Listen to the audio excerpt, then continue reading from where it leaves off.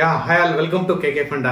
I'm back guys. యాక్చువల్గా last 1 week నుంచి మనకి అడ్మిషన్ ప్రాసెస్ జరుగుతూ ఉన్నది. లాస్ట్ మంత్ మనం మార్చ్ 16th ఒక DevOps with AWS cloud batch చేసాం కదా. ఆ బ్యాచ్ అడ్మిషన్ వల్ల మీకు జనరల్ అవేర్నెస్ క్రియేట్ చేయడం డిలే అయింది. Sorry for that. ఓకే, ఈరోజు ఒక మెయిన్ ఇంపార్టెంట్ కాన్సెప్ట్ ఏంటంటే ప్రతి ఒక్కరికి, మీకే కాదండి, జనరల్గా మీకే కాదు, మాకు ఆల్రెడీ వర్కింగ్ ఎంప్లాయీస్ కానీ లేదంటే గవర్నమెంట్ జాబ్స్ ప్రిపేర్ అవుతున్న వాళ్ళకి ప్రతి ఒక్కరికి ఒక డిసీజ్ లాగా మనకి పీడిస్తూ ఉంటుంది పోస్ట్ పోన్మెంట్ అనేది చాలా ప్రాబ్లమ్స్ ని క్రియేట్ చేస్తుంది మనకి.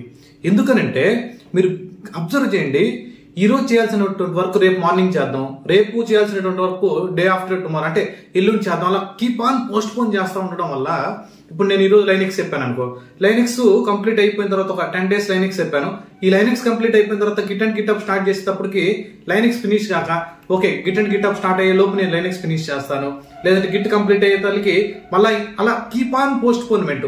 ఇప్పుడు ఈ రోజు ఈవినింగ్ కల్లా నేను ఫర్ ఎగ్జాంపుల్ లైనెక్స్ చదవాలనుకుంటున్నాను, ఆ లైనెక్స్ చదవకుండా సరే ఈవినింగ్ వరకు టైం వేస్ట్ చేసుకుని ఈవినింగ్ IPL చూసుకోవడం, లేకపోతే ఇంకొకటి టైం వేస్ట్ చేసుకుని మళ్ళీ నెక్స్ట్ డే పోస్ట్ పోన్ చేస్తే ఏమవుతుంది, నెక్స్ట్ క్లాస్ మళ్ళీ అలా పడిపోతుంది. అది బ్యాంకింగ్ అయినా, not only for DevOps guys, మీరు ఏ టెక్నాలజీలో ఉన్నా కానీ పోస్ట్ పోన్మెంట్ అనేది చాలా డేంజర్ మనకి. ఎందుకంటే వర్క్ లోడ్ పెరిగిపోతా ఉంటుంది. ఈవెన్ మేము కూడా ఆఫీసు వర్క్ చేసేటప్పుడు కొన్ని టికెట్స్ మన ఏం మీద అసైన్ అయితే ఓకే ఇంకా మనకి డెడ్ లైన్ ఉంది కదా అని చెప్పి పోస్ట్ పోన్మెంట్ చేస్తా లాస్ట్ గా ఆ వర్క్ ఫినిష్ చేయలేక లీవ్స్ కూడా పెట్టాల్సి వస్తుంటది అనమాట.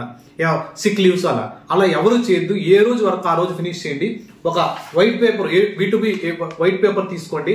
వైట్ పేపర్ తీసుకొని మార్నింగ్ మీరు ఎర్లీ మార్నింగ్ 6 o'clock 7 o'clock మీ వేకప్ టైంలో ఏం చేయాలనుకుంటున్నారు, ఈ డేలో ఎన్ని టికెట్స్ మనకు ఆఫీస్ వర్క్ పెండింగ్ ఉన్నాయి, లేకుంటే ఈ రోజు మార్నింగ్ నుంచి ఈవినింగ్ వరకు నువ్వు ఏం ప్రిపేర్ అవ్వాలనుకున్నావు, టెక్నికల్ గా ఎంత కాన్సెప్ట్ మనం రివైజ్ చేయాలనుకుంటున్నావు, ఆ డీటెయిల్స్ అన్నింటినీ మీరు ఒక A4 sheet లో నోట్ చేసుకుంటే మనం పర్ఫెక్ట్ గా దాన్ని వర్కౌట్ చేయొచ్చు అనేది నేను ట్రస్ట్ చేస్తున్నాను. మీరు రాసుకున్నంత మాత్రాన వర్కౌట్ చేయలేరని కాదు, రాసేటప్పుడు మనకు తెలుస్తుంది. పేపర్ మీద రాసేటప్పుడు ఓకే నేను ఈ టాస్క్ ఈ రోజు ఖచ్చితంగా నేను ఫినిష్ చేయాలా, ఫినిష్ చేస్తే నాకు అడ్వాంటేజ్ ఉంటుంది అనేది మనకు మెంటల్ గా మనం ఫిక్స్ అవుతాం. Okay so task highest priority ఈ రోజు నేను ఫినిష్ చేయాలా, టాస్క్ ఫర్ ఎగ్జాంపుల్ నేను ఈ రోజు అవుటింగ్కి వెళ్ళాలనుకుంటున్నాను, దాంట్లో కూడా నీట్గా రాసుకోండి.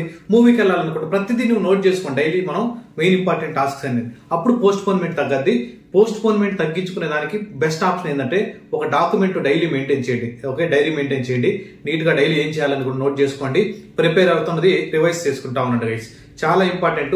1 week షెడ్యూల్ వేసుకోండి, 1 day షెడ్యూల్ వేసుకోండి, 1 month షెడ్యూల్ వేసుకోండి.